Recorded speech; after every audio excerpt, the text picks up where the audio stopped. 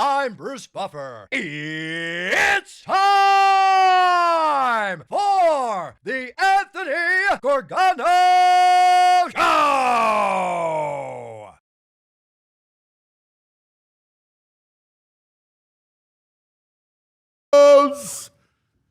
It's a Victory Tuesday! Yeah, there you go. Good morning, good morning, good morning. Happy Victory Tuesday across the Delaware Valley. This is the Anthony Gorgano Show presented by the PARX Sportsbook Online Casino app. All right, let's just start with the great, right? Because the great was incredible. The defense was spectacular.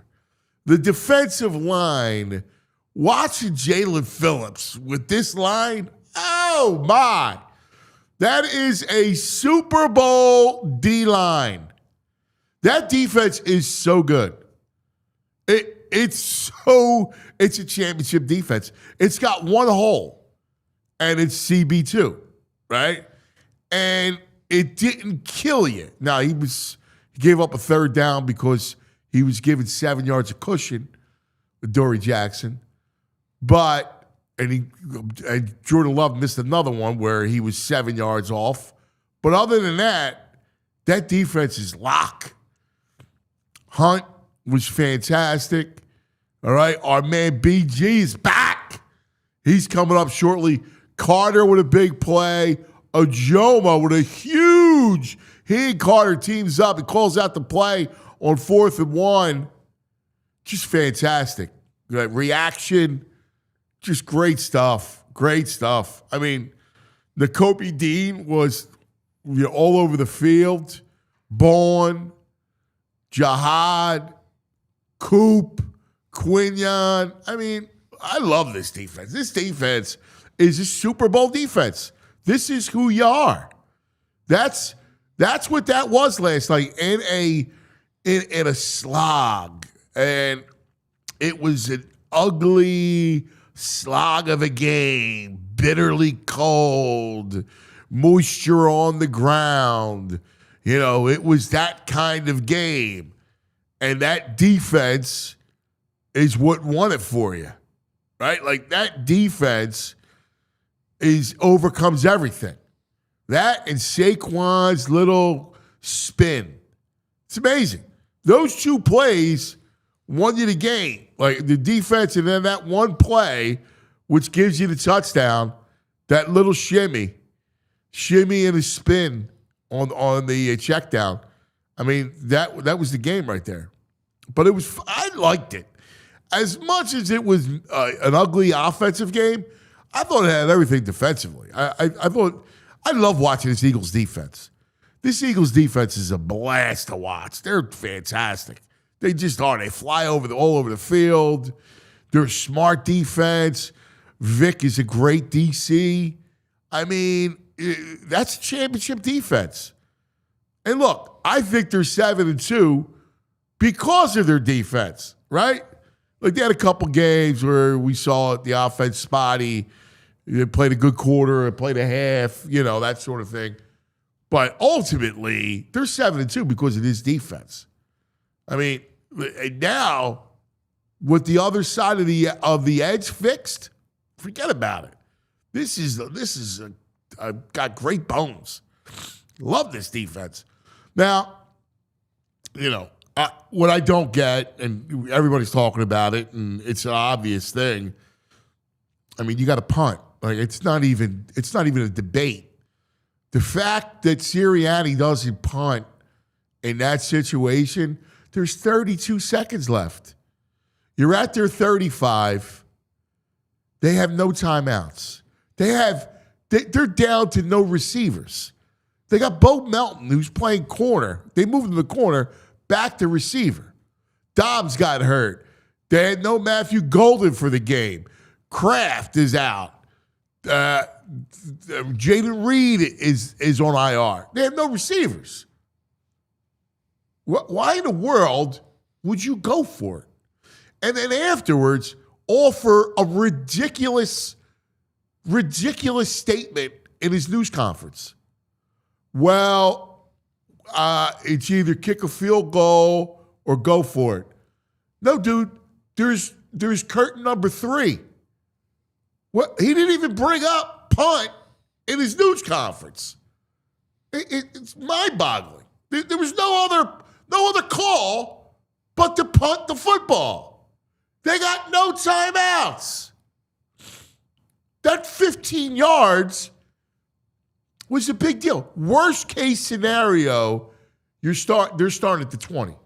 That's, you take a delay game, they either decline it and you punt, whatever happens, it goes in the end zone.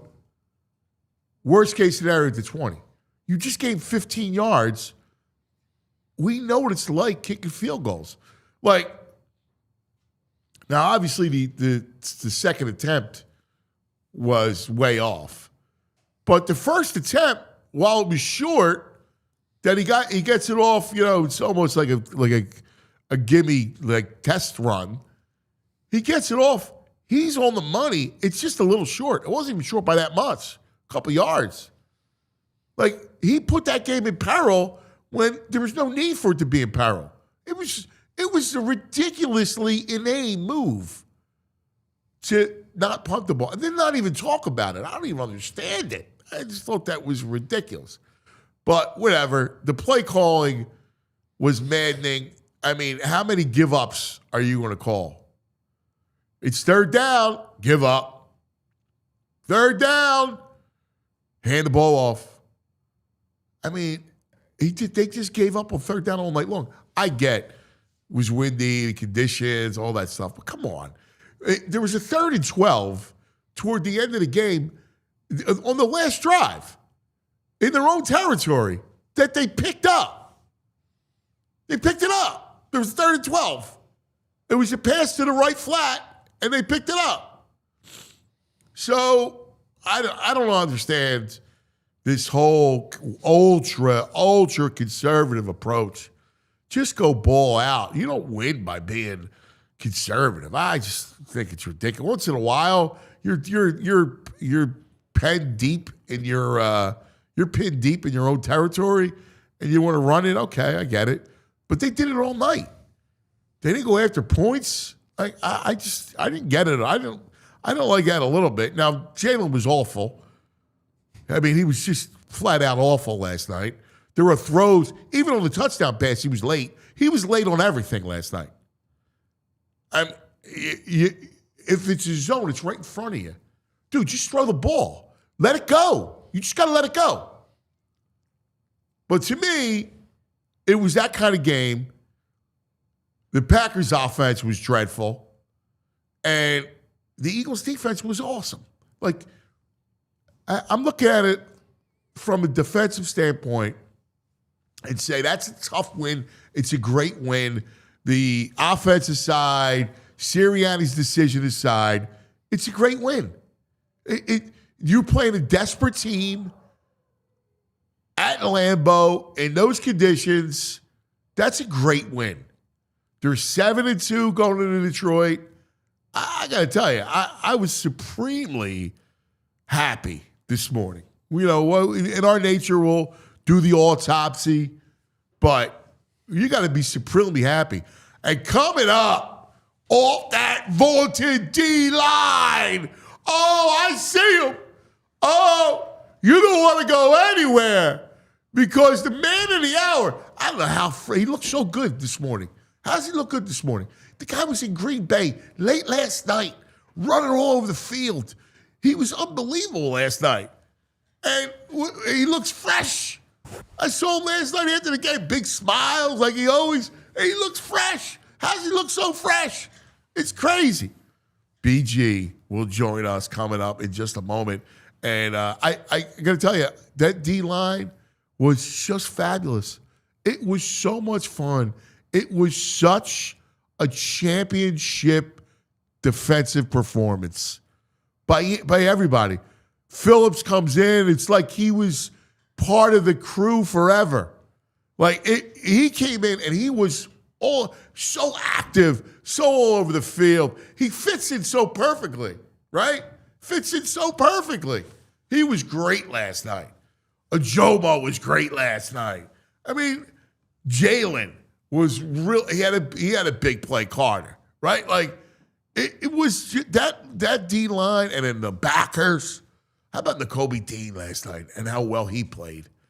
My God, Bourne all over. I mean, Blankenship and Quignon and Coop. I mean, it was a great. That's a championship defense. Championship defense. All right. Do we have our man? Are we set? We're going to take a quick break, and then we're going to come back. BG, yeah.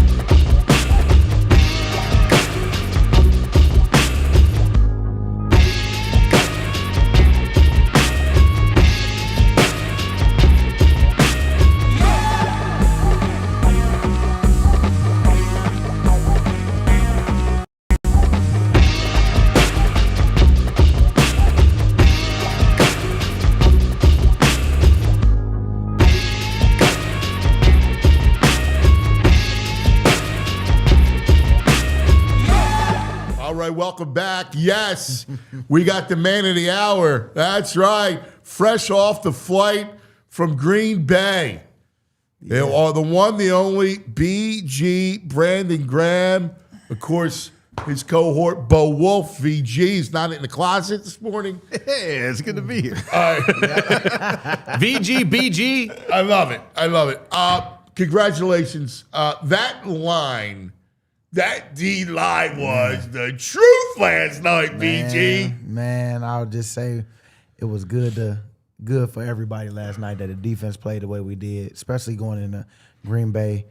I mean, hostile environment. The boos when we first came in was just like, oh yeah, they've been waiting on us. So yeah, I mean, listen, Brazil, and then the playoff game, you know. Oh, they push. They shouldn't do the push. I know. Give me a break. I don't think we did it but one time. First possession. And I ain't gonna lie, we kind of false started on that. We got away with it. But it's that cool, play's though. going away. We know that. I know it's coming, so we might as well enjoy it while we can this year. But it was electric last night. I mean, that was a game for a defense to play like how we did. Man, I was so excited because, man, we held up all the way through. I mean, think about the level of reinforcements on the defensive line last night, right? Like Josh Uche, who has been pretty good this year, probably the second best edge rusher through the first half of the season, can't get even on the field because you've got Jaylen Phillips, Nolan Smith back, and BG on the field. Like, unbelievable how different that group is now. It's a championship. I was making a point earlier. It's a championship D-line. I want to go through the guys with you, right? Mm-hmm. Like, because let's start with Jaylen Phillips. Yeah. What kind of, I mean, he was outrageous last night. Yeah. And it's cool because you haven't had a guy 6'6", in a while at DN for us. And so for him, man, it was cool to just see him using his length to get back there and to, I mean, then he's a cool dude at that. Yeah. So that makes it easy to root for a guy like that. Well, and you could see he feels reborn. I mean, my God, like you get paroled from Miami. And you're here now. Greatest thing that's ever happened in his life. Yeah, I mean, that's what he said. Forget about the kids. Exactly. But no, but the way he sniffed it out, like he's strong, like he was so good last night. Jalix. Yeah. Jalix is balling, man. And that's what I love, man, because we bring in more competition that put a bigger chip on his shoulder. I know all about it, and you can tell just by how he practicing. He really is focused. He really just taking advantage of his when his name is called, and proud of him on that, man. And then Nolan coming out, getting them one.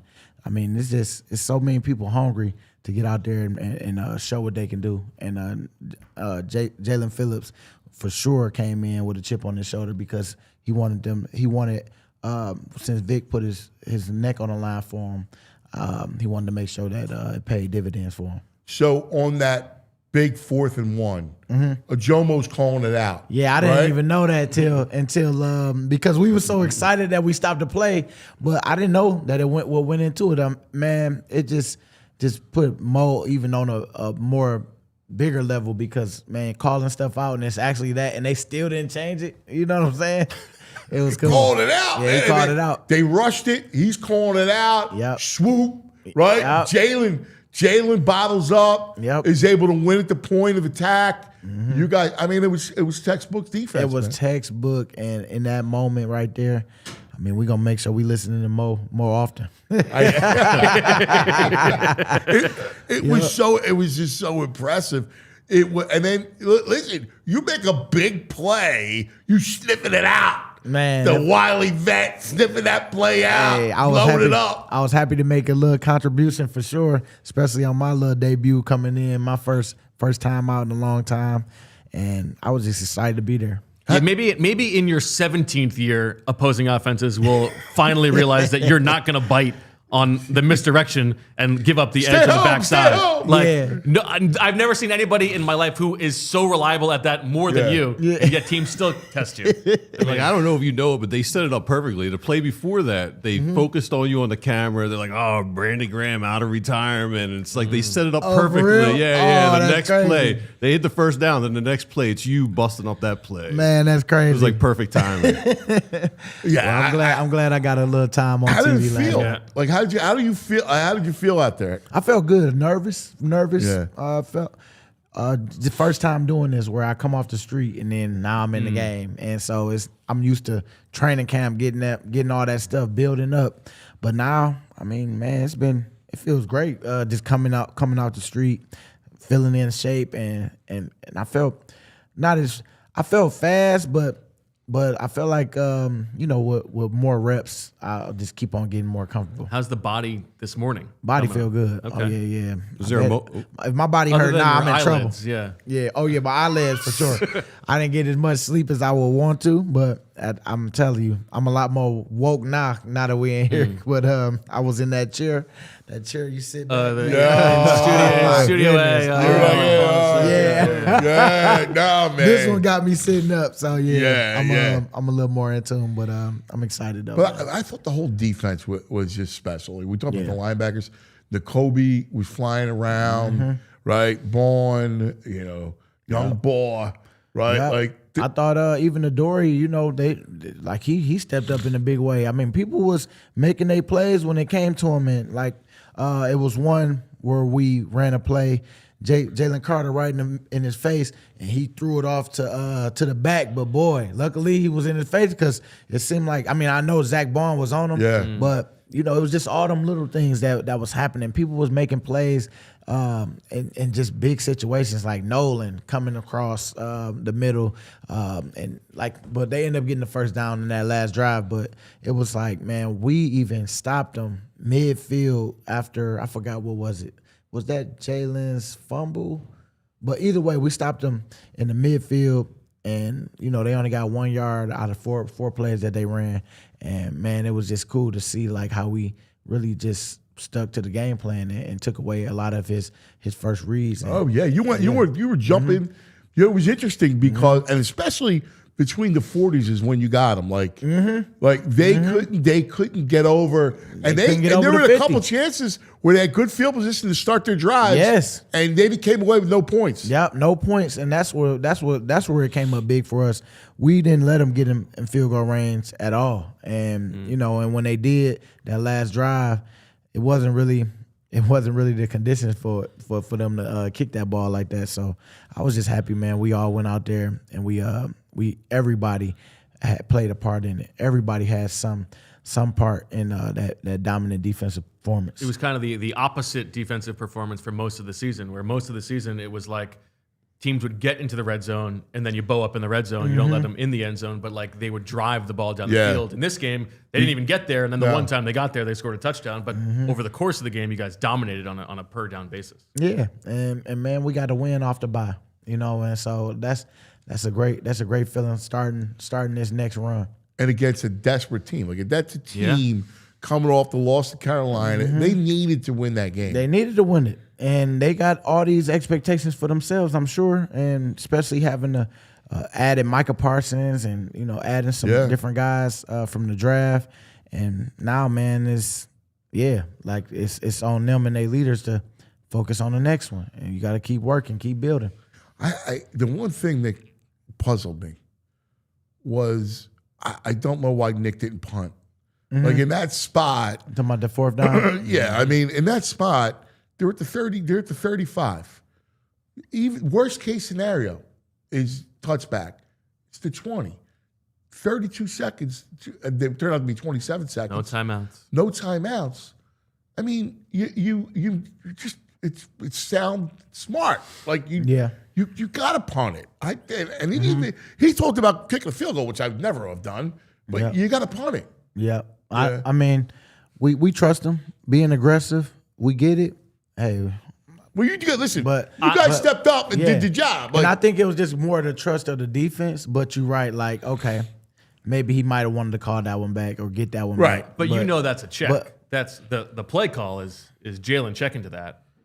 Oh yeah, but AJ, they were now gonna Nick rush. sends the offense on the field, but that's the only way. I think they call a play. I think they wanted to run, go for it. Right. But I think what Jay saw, he made a check. And man, that play been working like the little D-ball. Yeah, but they didn't have. He wasn't manned on the outside. Like when you go to that check, usually he's got man on that side, and that's why you check to it. But to me, you don't even put your offense in that spot. I totally agree with you. You just punt the ball, so there is no check. I thought what they were doing was sending the offense out to try to draw them off sides again. Yeah. Then if you get to 4th and 1, you can go tush push end the game that way. And if you get the penalty, that's fine. I thought the same thing. Yeah, I was shocked they snapped the ball. Yeah. But I think the play call was something different initially, and then Jaylen checked to that. Yeah. But what were how bad were the conditions last night? It wasn't bad. It's like how it is outside right now. I mean, it was cool, nice little breeze, but other than that, it wasn't as cold as I know Lambeau to be. Right. It was not bad. How was the field? Was the field slippery at all? Field was a little slippery, but we knew that going in. That's why we had our 7-inch studs. They was recommended for us to put those on. So everybody just went out there to do it. And then, I seen a couple times where you see guys fall, like Jordan Mailata when on the one run with Saquon. Then Saquon fell a couple times. Yeah, but I didn't think the conditions was terrible. Like, you didn't like step Super on, Bowl terrible. When we that was don't bring it up. Don't bring it up. Sod father. Can we talk about Lane Johnson? Unbelievable. Warrior. Unbelievable. My God. On a cart, like you saw, I mean, he couldn't move, struggle, put any kind of weight. And he comes back. I know he came back. He came back. Yeah. The craziest thing is it's not like he goes into the halftime and gets shot up and is able to come back to start. No. Like he's sitting on the bench cold. The adrenaline is gone. And then he comes back. That's wild. Just to get it right back. Get that adrenaline right back. Yeah, Lane is a true warrior, man. And somebody that you don't see all the time on what he does, the preparation before, but he's consistent every day with how he prepares, how he get his body ready for practice. Then you go out there and just see him strapping everybody. I mean, I'm glad we grabbed him. I'm glad we grabbed him, boy. Man. I mean, you wouldn't rather have Deion Jordan? I know, right? Hey. Deion Jordan, you remember that? Hey, I know. He wanted Mariota. He was about to have a fire sale for sure. Oh, God. Selling everybody. Fletch, Don't do the deal. He was on Fletch. He was about to get rid of Fletch too. Everybody. Dude, we're talking about Chip Kelly. So Shady and I used to do a show together. And I don't know if you remember, right? So one day, he says, early in the season, and he looks, he was made for his offense, right? And Shady goes, I think he's going to get rid of me at the end of the year. I go, how's he going to get rid of you? You fit his offense. Jump, cut, running back. Like, you fit his offense perfectly. He's not going to get rid of you. Sure enough. Dang, for nothing, too. Right? Kiko Alonso. Kiko, yeah. Kiko. I used to call him. Don't feel bad. Nah. You know what I used to call him? What? Shakiko. Like Shakira. I go, Shakiko. Kiko. Oh man. Marco Murray. I wonder what Kiko doing right now. Yeah, well, Man. listen, God bless. Let's get back to this team. This team, this defense, man. So what's Vic saying to you? Like what? Like take us through first the game plan, and then to after what Vic is saying to you guys. What Vic said, we got to tackle. We got to tackle Josh Jacobs. We got to make sure we tackle him because they was really good, like yards after catch. And so that was a big thing this week. Make sure when they get the ball, we get them down on the ground, and then make sure that we stopping the run. And when we came in halftime, he was like, "Hey, you guys are fighting. I love the fighting. You guys love what's going on. We just got to continue to keep fighting." He thought that they was going to continue to keep their offense the same, like balance, run pass. So make sure you read your keys. Make sure you stay focused. Keep your eyes clean off keeping your eyes on your work, on who you got for that play, and just make sure that you ain't going to reach for no plays, because sometimes you feel like, man, let me go try to make this play, and it's like, no, just keep doing what you've been doing. So he kept us all together on that, to not go looking for plays, just let the plays come to you. And man, I thought that he called a good game. He really did call a good game. Yeah, it felt like every chance they had, like they had a lot of, again, because the offense was it was like that kind of game. Both offenses had decent field position at times. Yep.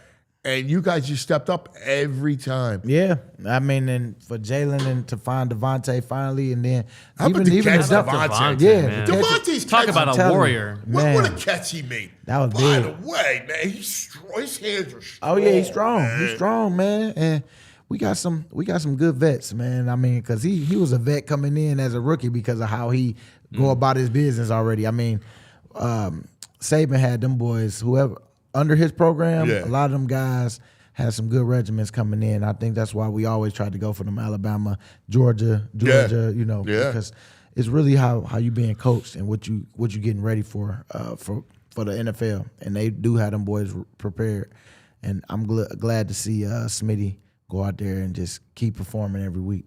Yeah, he goes and gets the ball. He He doesn't does. wait for it to come. No. For him to be He's not the 160, biggest guy. Yeah. 170, man, that boy he played big. So. And then the next drive, the 3rd and 12.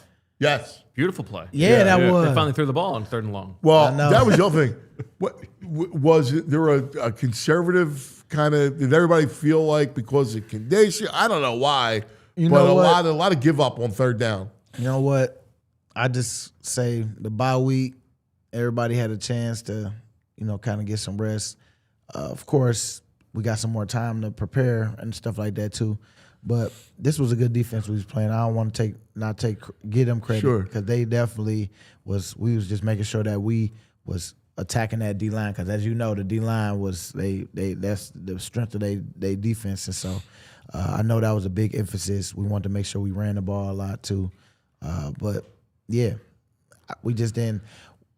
I know we left some players out there, but I was happy that it was a collective win because special teams came up big for us. Then you got then defense came up big when Braden had mishit a couple of them. The ball was cold. It was a cold one out there, but it wasn't crazy. But the conditions definitely factored in on some plays, and I thought that we held in there and we kept everything together, and the defense put us. And sometimes games take that personality, right? It do. That's how some games is. Yeah. And just being honest, we knew we was going against a good defense, and we knew we had to make sure we stepped it up too. And it just so happened that, man, 0-0 all the way through, and then the pressure. No, it was like a fight, man. It was really about like who broke who broke, and they really didn't. They broke, but they didn't break. They just was making mistakes. Yeah. And that's really what you really waiting on, who make the first mistake. I mean, we made one with Jaylen, but then we got it right back. Yeah. And then we got another one at a crucial moment. And Nakobe won. I mean, that was huge. That was huge. And yeah, man, even right there, it's like we didn't do what we supposed to do with the ball. I don't know what we did after that, but I know they ended up punting it again. Yeah. And then it was just a back and forth, man, and it was just that type of game. And I know people don't like to hear that because they want to have this big back and forth where they want us to dominate all the way through. But I felt like the defense, we kept putting that fire out when it got lit, especially after not being able to move the ball as much as we wanted to. Nakobe. Let's talk about Nakobe for a second because, first of all, coming back from that injury, it's not a lock you come back from that injury. All. In fact, 40% of the time, guys can't come back from that injury. He has come back and he hasn't missed a beat. Like, looks better than ever. He's flying all over the place. He is flying. Exactly. He's flying all over. He is. What kind of kid is he? Well, Nakobe, he work hard. He's a coach for real. He's a coach. You will see him be a coach one day. He'll probably be a head coach one day. But right now, he is somebody that is a leader on that defense and somebody that can get you lined up, get you playing fast, making sure that you knowing what you're doing. If you don't know, because I know it was a time out there where we had a different package in, and Jihad had to go to the defensive end, but I think we called a timeout on that. But he was already telling Jihad, hey, we couldn't get because of subs. That's the thing with Green Bay. They like to try to catch you with 12 on the field. If they don't sub, we don't sub. As soon as somebody run off the field, then that's when we got a chance to go sub because they really did get a bunch of teams this year, and that was a big emphasis this week. So just for Nakobe, he is a guy like in that moment, hey Jihad, hey we couldn't get what's the name on the field. Let's go. You at end, you got this, you got that. So he's a real coach, man, and somebody that knows the game, and it comes to him really quickly. And you see, that's how he's able to play fast because he knows the defense, knows where he got to be. And man, like you would like him a lot. You just want him to stay healthy because I'm rooting for him. Yeah, that's awesome. Some of the discourse on the national media this morning was now it's finally on Jordan Love, how maybe he can't handle the pressure. He came up short. Who do you trust more in the playoffs, Jalen Hurts or Jordan Love? And everyone's saying Hurts now. Is that something you guys thought about? Because Vic dialed on some blitzes. There was a lot of pressure. You guys were in his face all night. Is that something you guys were trying to key in on? Well, we were just trying to get him to throw us a couple, because sometimes when he's under pressure, the way he's just throws it up sometimes. It's like we just wanted a couple of them balls. And I know we did a good job of just getting after them. Some of them went in the dirt. Some of them got tossed up. Like I thought Makuba could have got that one, that deep ball. But it was cool, though. I just know we seen some things on film where we was like, hey, if we get him, because he want to make a play so bad, he sometimes put him in bad positions just from what we seen on film. Did you catch up with Micah before the game? No, I didn't get a chance. You know what? Everybody kind of ran off afterwards after the game because they were sick. They were sick. Well, because the Packers knew that if Micah got to talk to you guys, he would want to get on the team plane and come back. Hey, well, he's doing good, man. He got paid on his trade. I mean, it seemed like they was headed in. You just never know. Right now, this is where your team is tested. You lose 2 back-to-back. One you shouldn't have lost. Right. And then you knew this was going to be a battle with us. And the best team won last night, I would say. And no doubt. And that's every week. It's any given Sunday. Well, what is it about, like, this team? And it's been going back that these games that are tough 50-50 type of games, you always win. Like, there's a winning DNA to this team, right? Like, and it's so hard to quantify it, but it's there. Yeah. Like, you know it. I think it's just, for one, the people in this room, of course it ain't perfect. Of course, everybody is just not so happy, all the time. But it's more like, I feel like we all have on the sideline encouraging one another. Hey, y'all, next play, we got your back. Don't worry, Jay, we going to put you in position. Or don't worry, the special teams come out of nowhere. Hey, y'all, good way to pin them back there. It's just all this different motivation and encouragement with each other that's getting you to want to fight for people. And of course, man, we got people that's trying to get paid too, so they got to go out there and make their plays. But I think it's positive because of how we're going about it. It's not like nobody we in competition, but we not in competition. We know we have to compete. Iron keep happening to sharpen iron every week, and we got to make sure that the best guys that are being able to go out there. So I just say that it's the group, because every group is not like that. Some people, if they ain't getting what if they ain't getting their stats or whatever it is, they quit on you, and it's not that here. And that's what I like, because I feel like Howie, and that's just a credit to our leadership on the team and people that I think we address stuff as head on, and that's why it shows up, man. That's why we gritty, because a lot of people, we got a lot of winners here. And it shows, right? Like every tight game. Yeah. That's not a coincidence when every tight game goes your way. Yeah, because we've been on the other side of it, where when Doug first got here the first year, we was in games, but we always found a way to lose. Yeah. And then after that Super Bowl next year, we was in tight games, we found ways to win. And it's just all the details. I'm gonna credit Nick on the details. Hey, this situation, we won this situation, we won this here. We might have didn't win this, but y'all made up for it. Defense, y'all, thank you. Y'all had my back. Like you said, the fourth down, he wasn't so happy with the call on what he did, but he was like, man, I'm glad y'all had my back on that. Y'all stuffed them where 5 seconds left, they got to try to kick it. They tried to kick it. Well, 2 seconds left at that, and y'all put me in a good position.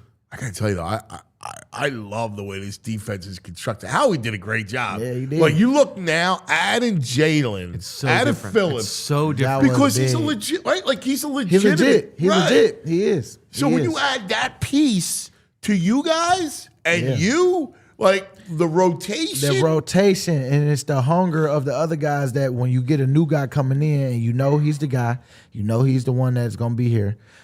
It's like, now let me make sure I pick my game up so that like my rep count don't go down, because I can add value. Like that's a Jalix right now. Right. Jalix Think is about on Jalix, fire. exactly. Jalix like, all right, cool. All right, you bring somebody else in. I remember this as a first rounder, and bringing people in, and then still having that chip on your shoulder. Like, all right, cool. But now I know I've matured so much. It's like he's just here to help us win, help us on what we already have too. I'ma still play, but I got to make sure my reps count when I'm in there, because I might not have as many as I had before, because now we got to all share evenly.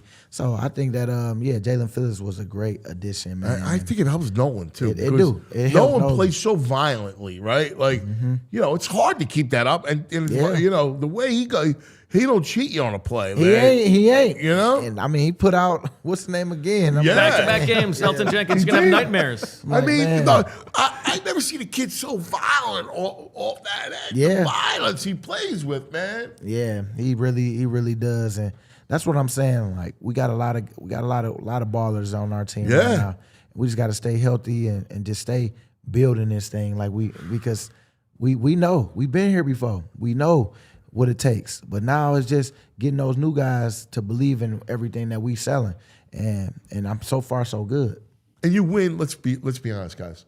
You win in November, December, and January with defense. You do. You do. I mean, do.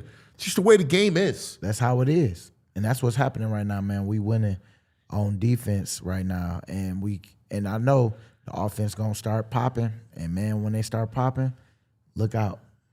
I can't wait for this week. Lions, like Yeah, this you is another guys- big one. This is a big one. This is gonna be Sunday night at Yeah. home. Yep. Man, it's Sunday night, huh? Yeah. Oh, I didn't even know it was Sunday night. Sunday Okay. night, brother. That's gonna be cool, right there. Yeah, the place is gonna be nuts. They'll be out drinking from 8 Going a.m. crazy. Yeah, they'll be out of their minds. Yeah. But We talked about it on the show this week. It felt last year like this was the collision course game, Yes. NFC Championship game, and so now there's like an extra build-up to finally get to see these two teams play. Plus the Detroit connection for BG. It's gonna be a lot of fun. It's gonna be a lot of fun because I got all my people at home talking stuff. And Oh, can't really? wait. Yeah. Can't wait. They secretly waiting on us to get popped by the Lions. It's like, hey, the best team gonna win on that Sunday. Any given Sunday. Yeah. We just gotta make sure we prepare this week. Forget the Packers game. I mean, we enjoying it right now today, but tomorrow it's a short week. We gotta start on Wednesday, and then we get started, get on the Lions. And look, I mean, you don't need to watch tape to know how good they are offensively. They're good. They're really they good. got that. That's going to be a good test. It's gonna be a good test. Defensively, they're really good. I mean, we stopped Micah. Now we got Aiden Hutchinson. We got to get after. Because I mean, man, you see what he does, and it's just about making sure we capture the momentum when we got a chance to. And since we home, we already gonna capture it in the beginning. So we gotta make sure we stay with it and stay focused and make plays. Yeah. You got to get some sleep. I'm feeling for him. Hey, I'm kind of woke now. You see, I ain't had no problem. Well, yeah, you got to drive home. But I do got to drive home though, and then I'll be in my chair like this. Oh man, Now, will you take a nap at all today? Yeah. But you got it. I got to before my kids get here because they ain't care if I'm sleepy or not. Nah. They gonna be dad. Yeah. Luckily, baby girl ain't got gymnastics today, so that's a plus. Cause she usually done at 8 p.m. I told gotta you sit there and yesterday wait. I was gonna sleep on it. Took my nap, woke up, said the Eagles are gonna win this game. I told you I needed to sleep on it. Yep. We'll do it every time then. Gives you clarity. Yeah. Yep. I tell you, that defense, man. I love. Listen, we love defense. You know that. We like defense more than offense here. Yep. And But they want to see the smile. offense. They want to see the offense roll because of all the players we do have Yeah. on there. But some games, it's like, man, we had a good defense we played against today. Yesterday. Yeah, man. And man, shout out. And to that him. Jacob's good back, man. Yeah, Jacob's good. And Yeah. man, we held him. Of course he got 100, but out of 26, yeah, I'm like, okay.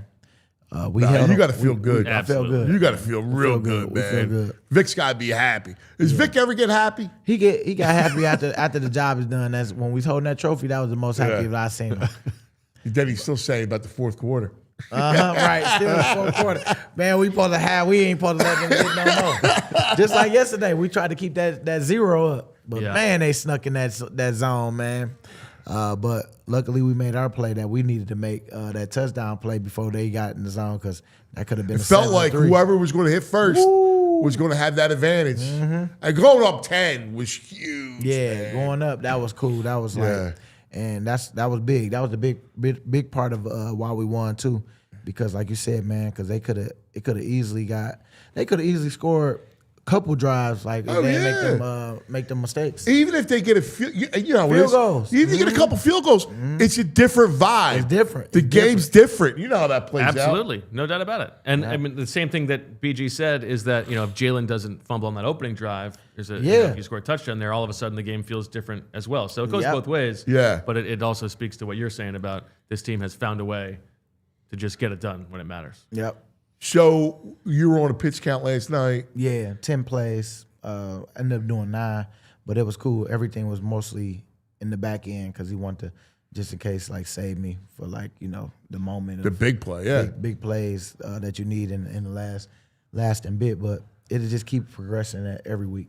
Yeah, that's what I was going to ask you. So next week, maybe A little more. 12, 15. Yeah. Just Yeah. it's cool. I mean, like for me, I know all about it. It's like, let me make them reps count, because I can have 9 plays and make 2 big ones. And, and then everything good. It feel good. So I tell people it's about the quality over the quantity sometimes. Yeah. You just got to take that mentality, because sometimes it's not as easy for some people to take that mentality because they want to play, they want to do this. But it's like, man, if you get 5, make them the best 5. But you got. must have been a little bit antsy because you didn't get on the field till like the middle of the second quarter. You Yeah, must have yeah. been like, let me out there. Yeah. Because I was, you get ready get for one the at first, least, yeah. and I know this, but it's still like, okay. My coach was like, hey, I'm trying to get you on the back end of this. So that I'm like, okay. So when they explain it to you, then it's better. But it wasn't explained in the beginning.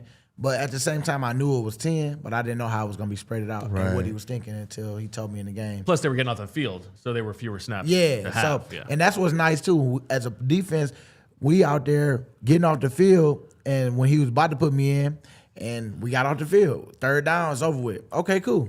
I'm cool with that, because the whole point is for us to win the game. That's it. That ain't gonna never change for me. It's like, shoot, if I ain't get out there just because we already handle business, bet. Right. Because I hate to be out there and then get my plays and then, dang, they get a touchdown. And it's like, oh, man, we should have just got off on the 3rd down. You know what I'm saying? And then we lose the game. And, it's just the whole big thing. So I'm excited.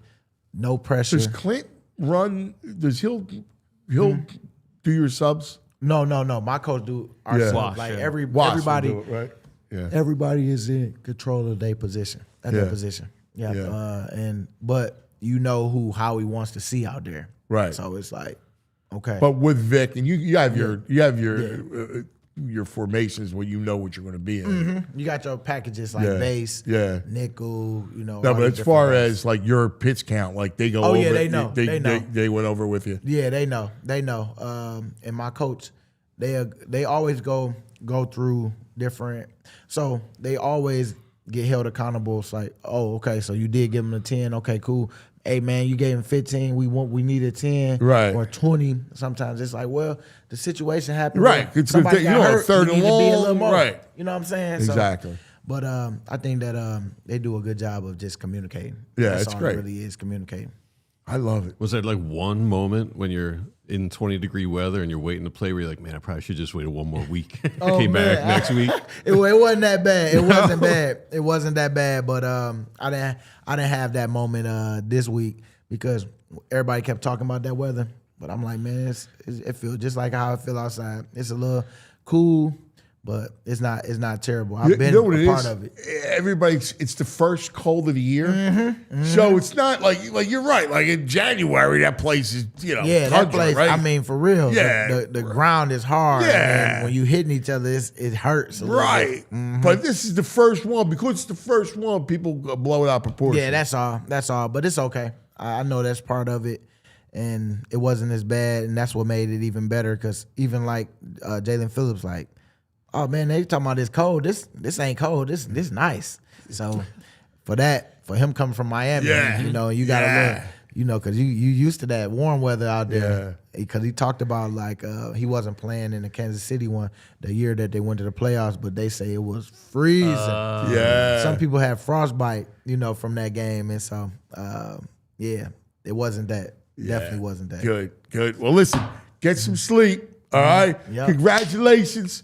Welcome back to where you belong, baby. Let's go, baby. I love Hey, it. we got just a super chat real quick for you from our fan, Big Farts Jones. He says he appreciates your dedication on the field and here at PHLY, and BG, you rule. Go Birds, baby. Let's do it. Ready to go, Shout out to Fartsy?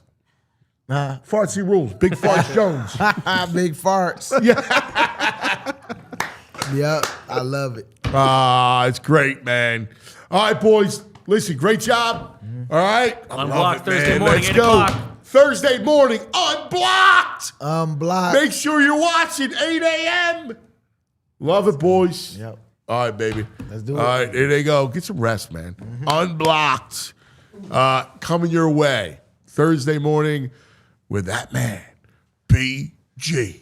Man, what a night. What a great night last night for those of us that love defense, and boy, we do. It was incredible. All right, let's take a little bit of a break here and pay some bills, shall we? Let's talk about Xfinity. Yes, Xfinity. Listen, you want to watch first. When you're watching a game like that, you got to watch first class, like the right way. I was over at my cousin's last night. He's got Xfinity, all right? So we got everything, live stats, we're playing back plays. Like, if you're a big fan, you can't be fan-fished. You need Xfinity. It's next level. All your favorite teams, all the best games, all in one place. It's the perfect fan flex. All the action right in your living room. Xfinity's best picture and sound with enhanced 4K. So clear it feels like you're in the stadium. All right, felt like you were in Lambeau. You felt the chill in the air. All right, you get real-time notifications, live stats right on your television. Listen, it really is the best seat in the house is the couch, right? My cousin Joey made pizza. It was perfect. He's got the oven, makes a good dough. Right, it was the perfect night. All right, make sure that big fan isn't a big fail. Learn more at Xfinity.com. Xfinity, imagine that. Restrictions apply. All right, let's talk about our friends over at Rothman. And you probably know by now, Rothman is personal with me. I broke my neck. They saved my life. And they're there to save your sore knee, stiff shoulder, nagging back. They're there to get you back to what you love in life. They got a team of specialists. They treat all kinds of orthopedic issues from everyday strains to long-term joint pain with care that's efficient, effective, and it's close to home. Rothman proudly serves dozens of communities across Pennsylvania, New Jersey, Florida. They have over 30 convenient offices, urgent cares, and walk-in centers. Patients find a full spectrum of orthopedic care at Rothman Orthopedics, from diagnosis to discharge. They provide their patients with every service and procedure necessary, such as x-rays, orthotics, bracings, MRIs, physicals, therapy. Whatever it is, they do it. Year over year, Rothman consistently performs among the highest volume of hip, knee, shoulder, and ankle replacements in the country, over 60,000 a year. Rothman Orthopedics is proud to be the official team physicians for the Philadelphia Phillies, as well as over 40 college and high school teams, including Drexel University, St. Joe's, Villanova. To learn more, to make an appointment, visit rothmanortho.com/PHLY. Rothman. Man, how much fun is that, BG? I mean, Oh, he's great. He's such a trooper, too, being here this early in the oh morning. my God, he's the greatest. He's the best. Off a plane, right here, And- right? I mean, he's amazing. He looks like a model. He's all dressed to kill, sitting here with us. I mean, it was great seeing him back on the field. Yeah, and they made a nice deal out of it. Like, And I'm glad you brought that Aikman up. was nice about it. Like, they gave him his I love props. it. Can I tell you? I love Aikman and Buck. I do. I've always liked Aikman. He's So do been I. getting better. He's been taking shots at like coaches and stuff He's more great. and more. Yeah. No, you know what? He looks at it and goes, you know what? I'm going to tell it the way it is. Like he's so like, I don't care. Like that. He's like, I don't get this. So why are they not punting the ball? Yeah. like he's pretty right out there. I still can you make heads or tails of that? No, I don't know why the offense was Like on I the know that like and DeVonta when DeVonta came out with SVP, yeah. he basically said, "Hey, whatever 1 and 11 want to do." Yeah, right. Right? So it was shades of the Seattle game. Exactly. Right? Where they went and they went rogue. And yeah, So Nick's like, oh, we're trying to get a PI Right. call. Oh, Yeah, man. sure. Nobody believe that. So he checks, they checked to the play, which is whatever. I don't even care. It wasn't there because he had safety help. It wasn't like it was man on the outside. But what gets me is he doesn't punt and he doesn't bring up the prospect of a punt. Right. Like it's not even an option. Like Like, someone what- blocked it out on his card. What is that? You can't. Yeah. There's no way they should even be on the field. And then you can't trust players. Players are in the battle, the heat of the moment. You get emotional. And I think at some point, if he did check to that, it's like, I don't AJ, even care about the check. Like the check, it doesn't matter. What were you going to run on 4th and 6? Yeah, what was the original play? Right? I would love to know that. Like, what were you going to do that made it smarter than punting the football? There's nothing. It made no sense. His press conference made no sense about it. It's just one of those moments. Nick has those moments every now and then. You gotta roll with it. I mean, yeah, I have to tell. Here's the he one got thing. lucky. He got lucky. Yeah. I mean, here's the one thing. Like this offense, like again, you're going to play Detroit. You're not holding Detroit to 7 points. And it was so ridiculous. Like the first half was so conservative. And Well, that's they do those kinda what I 3rd wanna and get 12 into. draws. And then at the end of the game, you're going to get aggressive at that moment? Right. Like what? Well, and I didn't even understand like the idea of 3rd and 12 or right before halftime. They don't chase points. They haven't done that a lot. All year it's been that Like, at the first half. It isn't. He just has no trust in Hurts. Like that's what it feels like. It does feel like that. He doesn't want to Like just he air doesn't it out. want to risk Yeah, he doesn't want to injury, right? Like, but like I got news for you. You can't win. You gotta listen. I get you don't turn the ball over. It helps you win. I get it, but you got to attack. And we're talking, there's like 40 seconds left in the first half. Like, just air it out. It's almost like a punt. If he airs it out, he gets intercepted. It's like a punt. It's like the other team got 20 seconds. You know what the other issue with Hurts is, and this ultra conservative approach. He never gets into a rhythm. No rhythm at all. And I think it was the possession or two after his fumble. And hey, that first drive was a great drive. Dude, Play great calling drive. was awesome. Everything was working. it was a that great quarterback drive. draw Yes. play was a great call. Yes. But when he fumbled, I think a possession or two after, when you and I were texting, he's got 3 consecutive throws that were atrocious. Yeah. 2 of them should have been picked. Yeah. And he got really lucky. I don't know if he was trying too hard at that moment, try and make up for the fumble. But the other issue is like zone gives him problems. Yeah. Zone gives him problems. He doesn't. He's just a hair late. I mean, he was late on the touchdown pass. Like that, it just makes he's got to trust. I don't know if it's a trust issue. He knows what he's looking at, so I don't think it's recognition. And look, when you're looking at his zone, he made a couple throws over the middle. Yes. Right? And in his zone, the way they sat back, that was open all day. Mm-hmm. Goddard sitting down in the zone. The Calcaterra miss was bad. Oh, man, that was our boy's chance. That was the only chance he's had all year Wide for a open. real play. Come on, bro. You got to hit that. Like, that's the one thing that bugged me off of last night. I know. I don't want to be bugged, though. It's like it's on the road in Lambeau. Listen, tough game. I feel good. We are. You do. But come on. I want to feel great today. We are feeling. Stop. We got to talk about the game. You're not going to ignore stuff. It's part of the game. It's part of the fun of talking about it the next day is doing the autopsy. I know. I mean, come on, bro. I know. Grow up. I know. Come on, bro. Come on, man. What's your problem? Where's my lollipop? I got a charm somewhere. The best was the defense. That's what we're going to talk about. That was it, man. Wait, dude. I do have a lollipop There in you my go. pocket. Perfect. I love it. All right, let's take care of some business, and then we go to Baldi. Oh, yeah. I want to hear his breakdown. Yeah, I'm dying to hear what Baldi has to say. Because, Baldi never minces words. No. He does not. Baldi does not mince words. He better not mince words with our boy, Jordan Love, either. How's that? He was horrible last night. He was as horrible as we expected him to be.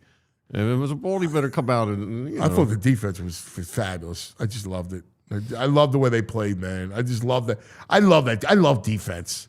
Can I just tell you, I love defense. Yeah. It's my favorite. And it travels well. It really does. Let's talk about the PARX Sportsbook online casino app. Yes, tonight, Sixers back in action. Sixers C's. We get the Celtics again today. Wow, all right. already? Yeah. Wow. Bet more than just a score, player performances. You got points, assists, rebounds. Guess what? Joe's playing well. Yes, he is. Well, I mean, just don't the want other to see him night, late in the game. the other night he played well. Mm-hmm. You get the blowout. Yeah. Crunch 20. time. I like his 20. What's his point total? I'll take him Let me over. see. Over It's 22. got to be like, I was going to say 23 and a half. Yeah. Around there. Hey, live bet while you watch tonight on the PARX app. Don't forget, man, Birds, Lions, under the lights. Birds a 2-point favorite. Let me see. They got Embiid. Yeah, he's right around. So over 20 points, he's minus 157. Over 25, he's plus 160. So, yeah, they're right around 22 and a half. Yeah. What do you make of Eagles line? 2. It's 2? Yeah. I like it. I feel good, man. Yeah. The PARX online sportsbook casino gives you another way to win double the spread on one select pro football game every weekend. The PARX is the only app we always talk about. It's the best. Plus your favorite casino games, blackjack, roulette, hot online slots like Divine Fortunes. New customers get up to $1,000 casino bonus back, plus 250 spins on the new slot game, Tree Wishes. All right? A PARX exclusive. Got to be 21. BetParx.com has all the details. Got to be in PA, New Jersey, Michigan, Ohio. Gambling problem, call 1-800-GAMBLER. All right, Eagles rack up another win. Magic numbers like 5. Oh, you know who else is playing championship-level car deals every single day? Elkin Chevrolet, right off Route 73 South in Marlton, New Jersey. It's a 3-man team. You got Jason, Adam, and Josh, all brothers, in the store every day, calling the plays and delivering wins. They got no fumbles, no drama. It's just a hometown squad with a deep bench of Chevys and prices that'll make you cheer. They call it honking good service, and trust me, it's a slam dunk. So if you're scouting for a new Chevy or a pre-owned MVP, Make your next move Elkin Chevrolet. Real brothers, real deals, and a whole lot of honking good service. Shop now at elkinchevrolet.com, and together, let's drive. All right, I like it. I like it. Coming up in just a moment, we'll get to Baldi to kind of talk about what he looked at, what he liked.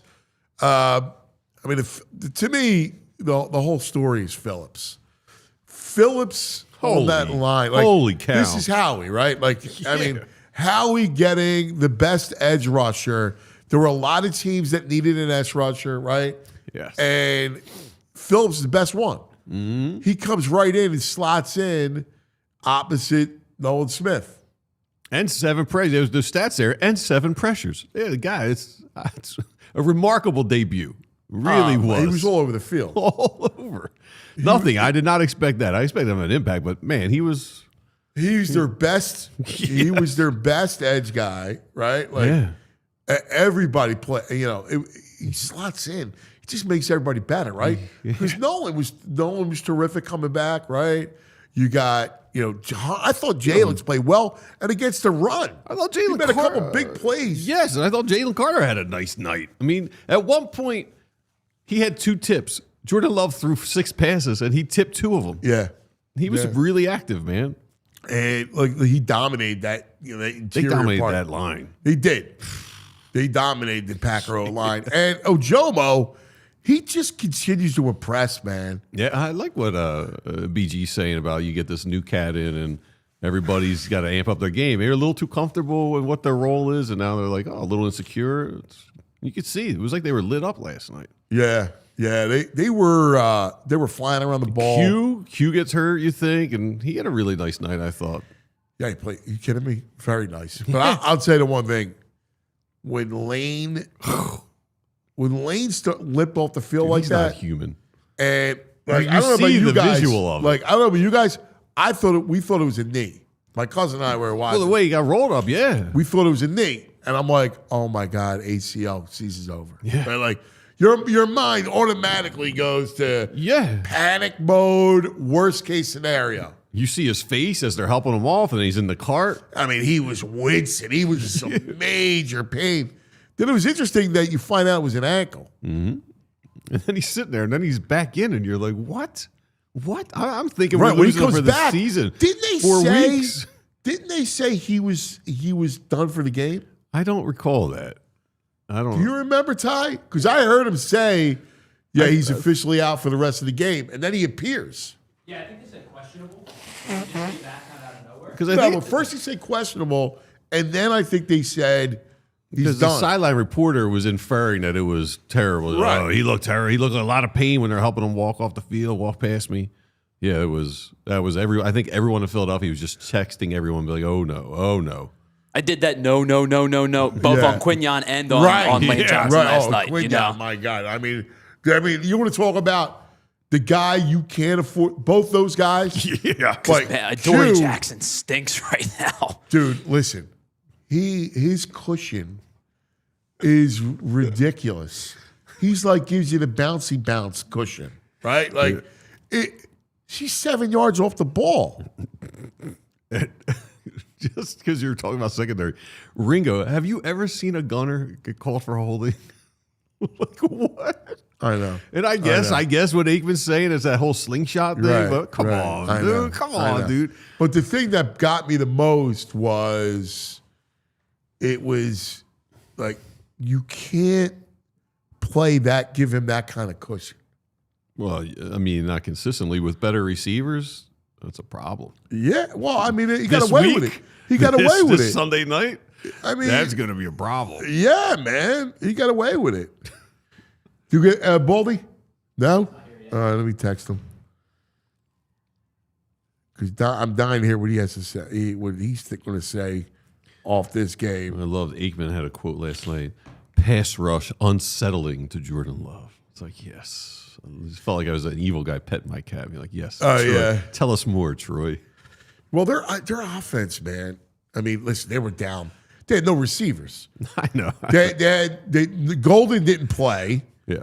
You're already down Jaden Reed, and then you lost Dobbs early. Mm-hmm. They had to put Bo Melton. When Bo Melton was playing cornerback for him. They moved Bo Melton back to receiver. They had no receiver. It wouldn't happen on Howie's watch. Did you like the trade father segment? Yes. Yes. Did you say it? Yeah. Oh, it was totally cheesy, but it was. Yeah, I loved it. He was in black. He had him in the black. Yes. Right. They say you're going to make a trade he can't refuse. Yeah. Guess what? What was Gibson? Like, that trade was awesome. Yeah, what was Gibson doing on that one? I like he almost gets a safety. Yeah, dude. Like, what? Why are you picking the ball? What are you doing? What are you not? I mean, and then he the picked it up on like the one, and his momentum takes him into the end zone a little bit. I know. You're like, what are you doing? Packer dudes were going safety. I'm like, it's not a safety, but it was still. It was pretty darn close. I know. And it was lucky he was close to establishing back in bounds. Dude, I don't know how that referee got eagle eyes. It was like the tip of his foot was on the line. I know. Great call. That was a big deal, man. Yeah. That was a and big it's weird deal. because he's been really an improvement back there on special teams returning. But yeah, last night he had a brain freeze. Yeah. Baldi, we got him. All right, great. All right, let's go. Time now after an Eagles game. No better person to talk to. First BG, and now Baldi.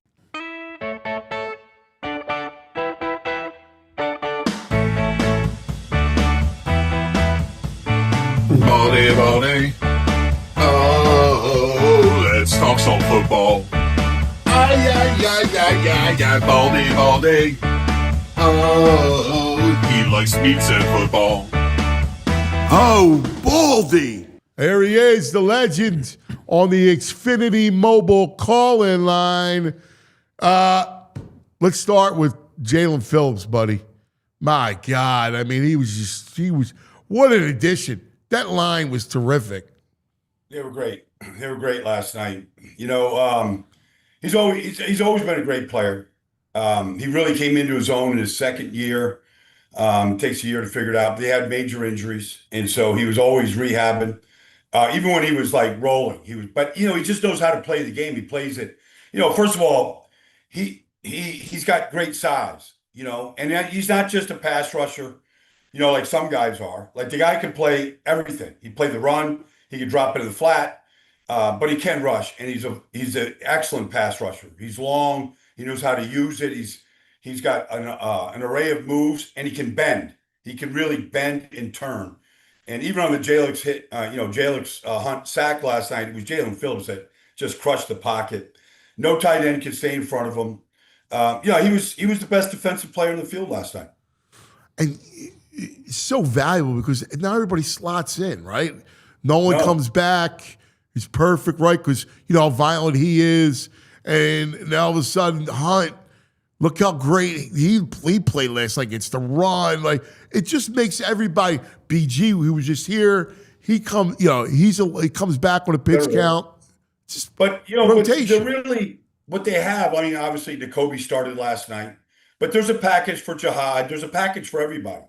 But the important thing is, I kind of liken Jaylen's addition a little bit like Chris Long when he came to the Eagles. And like, he might be better than Chris at this stage right now. Chris might argue with me about it, but, you know, I mean, Chris was at the end of his career. Jaylen, you know, if he stays healthy, he's right in the thick of it. But regardless, what they have right now is a real rotation. And this isn't to go win the NFC East. This is to go win a Super Bowl. They've got now the necessary rotation to keep guys fresh, to have multiple looks, 5-man fronts, 6-man fronts. I mean, they have so many packages now that they can really rest these guys and keep them fresh for the run. Yeah, we were talking about optionality, you know, after the deadline and how much they got it. And I mean, it's there. And when you look at it, like, there's really only one spot that's a little soft, and that's the CB2 with Adoree Jackson. But, you know, you're able to mask that with pressure and up front play. Yeah, I mean, you know, look, there's certain teams that might exploit that. The Rams, if you would see the Rams, you know, again, in the postseason, they certainly have the ability to do it. You watch Seattle play right now. They've got the ability. There's teams that can attack it if they should see them, you know, in the postseason. Detroit on certain days, not every day, but certain days. So they'll be tested there.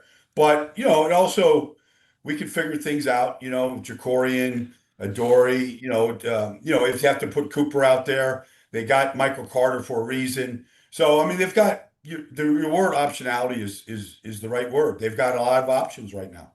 So, what did you think of the offense? I mean, it's like a zone perplexes them. Like Jaylen was late on his throws. Yeah, I mean, look, Green Bay's a good defense, man. I mean, they're good. Those two linebackers, Quay Walker and Edgerrin Cooper. Quay's a good player. Linebacker. The Eagles had no answer for safeties like Evan Williams coming up in the run game, coming in late, where all of a sudden the blocking has started. They're losing lanes, so Fred's over there, whatever, and Fred's fine. Fred was good, and he usually is, but he missed a safety coming through that hole one time, and they blew up a bunch of runs. And then Micah Parsons is a beast. They did a good job against Micah, but once he starts chasing, it's hard to complete a pass once he starts chasing you. Yeah, I didn't like what. Curious what you think of a lot of give ups, man. 3rd and long, and I agree. They did like 3rd and 11. Like, just go for it. I mean, you're not gonna. I don't know. Like, I'm with you. Like, be aggressive. Be aggressive. Teams convert 3rd and 11 all the time in this league. Teams play soft. There's holes. If you got a great line protecting, take your shot. Like, I'm with you on that totally. Cause I scratched my head last night when I saw it, and I scratched my head at 6:30 this morning when I watched it. Like, I just don't understand the call. And interestingly, the biggest play of the game was the 3rd and 12 in their own territory. Right? Because they'd have to punt and give the ball back good field position. They converted it. The DeVonta. Yeah. Well, that's the one time the Packers broke down. They were in cover 1. It looked like Quay Walker should be on Saquon, and he rushed instead. And, Jaylen had time and found Saquon. He went for 40. Next play, they hit the touchdown to the Slim Reaper. Yeah. Yeah. Do you ultimately, what did the tape show you on offense? What did you see? Well, I mean, the only good run they had really was, Saquon when they got the second level blocked, and they did a good job. But I thought they struggled to run the ball. But I give Green Bay credit. They got the extra man in there that they was unaccounted for. I didn't see they ran 2 pin and pulls where they, whether it was with Steen or whether it was with Landon, and Toth is really good in that, and they had 2 really good runs. They don't go back to it much. They stacked a play to get the ball outside to DeVonta. One time they could have run the sweep, and they should stack more plays. And they got, even Troy mentioned it last night, they don't run a lot of hitch screens out there. They got the ball to AJ, the first 2 drives a little bit, but they didn't really went away from him. Like, I just didn't think they really attacked very much. They took one play action fake where they ran a little speedo route down the field, but Green Bay covered it real well, and then they went away from it. Yeah. I just didn't get the lack of it's a shame. The first drive was a nice drive. It's like, all right, the fumble happens. It's a Peanut Tillman punch out. All right. Yeah. There's no need to go crawl into a shell after that. Like, what are you doing that for? They played it very close to the vest. Maybe they just thought defensively, the way that they were playing, that affect. I think that affects the play call with Kevin sometimes. But I thought, they would run to the perimeter a lot more than they did, just because of the guys they have out there, Lane and Malata and Dickerson. They all run really good. They didn't get to that much last night, and maybe they thought the ends were playing too wide, whether it's Micah or whether Rashawn. The one guy that's a really great blocker that can do all that stuff, and when he played last night, he played great, but didn't play much, is Cameron Latu. Like, that guy is a great blocker. He played like 5 snaps on offense, and he's knocking Edgerrin Cooper and putting him on his back. He's blocking Micah Parsons in space on a rollout. Like, I feel like there should be a bigger role for him if you wanted to take more shots down the field and get more time on the outside. to me, the most perplexing thing was not punting at the end of the game. That was weird. That was so strange, cuz. Like, it almost come back to haunt him. Honestly, they kicked a 64-yard field goal. Now he misses it. But we're seeing this routinely in this league right now. Right. And, making these things. But even if they catch, they're in a position after the catch over the middle where if they complete a ball for 5 yards, which they had time to do, you're going to tie the game up. Like, it was bizarre. The whole thing was bizarre. The whole final 2 minutes was bizarre to me. Like, you lose games because of that. Yeah. I mean, and afterwards, he's talking about the field goal for a field goal. Like, he goes like, well, we thought about kicking it, but we didn't want to give the field position. And he's like, so we thought the best idea was to go for it. Never once does he bring up punting the ball as an option. It's like, hey, Nick, what's behind curtain number 3? What are you doing, man? I'm right with you. I'm right with you. It was absolute, like, the go route to AJ, like, you punt the ball, and if it goes in the end zone, you put them at the 20, you're fine. Like, you make that team earn it. You don't give it to them like they did. One pass play, they're in field goal range. It was, it's honestly, like, I saw the Giants lose 2 games like that this year. Like, you lose games because of those decisions. Yeah. If the kicker was good last night, they're playing into overtime. Yeah. And it was weird because when he gets off the try kick, like right before the timeout, he still goes and kicks it. He's right on target, and he's only a half a yard short. Like, it wasn't like he was way short. I saw Pat McAfee this weekend. I was asking him about, like, where did this come from? These legs. He goes, like, he said, like, it's just like a golfer. They're just perfecting these swings now, where it used to be 55 was long. Now it's 65. That guy was a 64-yard field goal, and he's got the leg to do it. Like, you watch these guys warm up now. They're routinely kicking, 60 and 65-yard field goals in pregame warm-up. They never would used to try that because you save that kick for the game. Like, you might kick 50-yard field goals or 55, but you don't want to, like, stress your leg like that. But I see guys kicking 55 and 60-yarders in pregame all the time now. What's the deal with the balls, the kicking balls? Well, it what used did to McAfee be that say? You had K1 balls, and you weren't allowed to kick them Right. until the game. So they had to, like, it's like taking a basketball. Right. It's got a slick film on it. Now you can practice with these balls and get them broken in, and then you have your bags that you've already kicked that are used for the kicking. It used to be they were 12 brand new balls. They brought them out for every game. And it really, really limited some of the kicks that you saw make. Yeah, it's just wild. Anyway, back to the game. What else did you like? I liked all the stuff that Vic did. Like, they didn't really have to blitz much, although, Nakobe came on the big play where Jordan Love gets doesn't know what to do with the ball and, just basically panics. Jaylen Phillips falls on it. I liked the packages of what they had. I liked the fact, outside of, a rare fumble by Jaylen, they take care of the football again. They did play, but they played great defense, all night. And that's what's going to win championships this year, just like it did the Super Bowl. Like, getting the ball out, playing great defense. There's going to be teams that are going to, we've seen the Colts put up 40. We've seen all these teams put up 40. That's not going to win a Super Bowl for you. You're not going to, defense is going to win a championship. And I like the way they're built right now. They're built really, really good. Jalen Carter was a factor last night. Obviously Phillips. I feel like everybody has their role defined for them right now. Like, for the first time, Zach Bond didn't have to be everything in the game for the Eagles to play great defense. Other guys are making the plays before Zach Bond cleans up. He's still a great player, but I do like the way that they're playing right now. Baldi, have you seen anything like Lane Johnson last night and his beast mode coming back from that injury?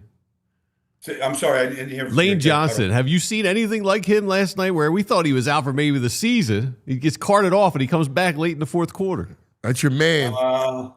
He probably went in to get an X-ray just to make sure, like, is anything broken, whatever. Wasn't broken. Then it was a question of handling the pain. When he went back in, he played the same. Now, I texted him last night. I haven't heard from him just how bad it was. But we've seen him just to come back and play the last two series like he did, especially in light of how Fred was playing. Fred was playing good. But, Lane wants to be first-team All-Pro. He doesn't want to miss snaps. So, but it was a scary moment just seeing the ankle. Sometimes, depending on how the ankle rolls, his ankle rolled in. Yeah. That's more severe injury. And you didn't know at the time, was it the ankle and the knee or just the ankle? So it looked like, I'm sure, got an X-ray, taped it up, and then kind of worked it out a little bit and decided he could play with it, went back in. Yeah, I was worried about the knee. I mean, at first, it looked like, oh my God, no, not we the see knee. it every week in his sleep. Every week in his sleep, guys are falling the back of guys' legs now. Yeah. And then, I had a guy fall on the back of my leg one time against Pittsburgh, and I ended up, breaking a bone in my ankle. I ended up playing with it. It was good enough to play with. It wasn't good, but I could play with a cast on it. But like, that's the scare. Like, these guys are 340 pounds falling on you now. It's a lot of force. Like, they're powerful men. I see guys go out every week right now in that type of play. Usually Lane is really good about getting away from the fray and pulling off at a certain time in a play. Yeah.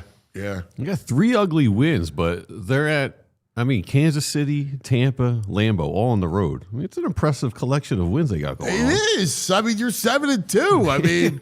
You've beaten the Rams. Yes. Right? Like, no, I don't care if it was lucky or not. You beat the Rams. You beat the Packers. Right? You've beaten everybody. You beat Tampa. And then we'll see about Sunday night. That's the only team left. Yeah. That in Seattle.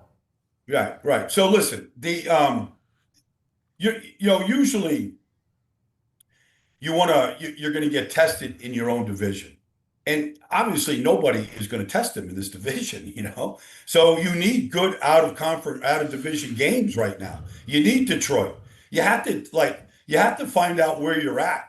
You got to find out what you can do, what you can't do, what other teams are doing. You have to go through a game plan of a good team with a good offense. So this is important. Seattle had 35 points up, before 17 minutes had gone by against Arizona. Like, you see these games, like, the Rams were up 21-0 on San Francisco. They weren't out of the first quarter. Yeah. Like, it was like Grant went through Richmond to watch them play that game. And so, it's good to get tested right now. And I don't think any of these teams can do that to the Eagles. Yeah, it'll be interesting to see what the Lions have in store. Because Green Bay, let's face it, they had no receivers. Golden didn't play. You were without Kraft. You lost Dobbs. They were playing the receivers that were playing them in a playoff game last year. Bo Melton is out there playing, Malik Heath. That's why they went out and drafted 2 receivers. Right. They lose Tucker Kraft the week before, so the Eagles don't see him at their strength, at their best. Tucker Kraft is a guy that, can catch and run. Musgrave can make a catch here and there, but, that was their leading receiver. So you lose Campbell, you lose Golden, and you lose Kraft for that game. So, Dobbs 2 minutes into the game. Yeah. And then, they're dropping passes, in their hands. So, look, some of their defense had given up 7 points. They got Green Bay at the right time to be able to do that. Yeah. Now I'm curious about what Sunday night's going to look like. Would you make of Campbell taking the play calling? Say that again. What do you make of Campbell taking over the play calling? Sometimes you just have to make a change just to see, just to see what kind of spark you can get. So that's all that ever is, okay, let's hear another voice call the same plays that I would call, but maybe, it's a different rhythm to it or something. Yeah. What do you think about Dable getting fired? Well, somebody had to be.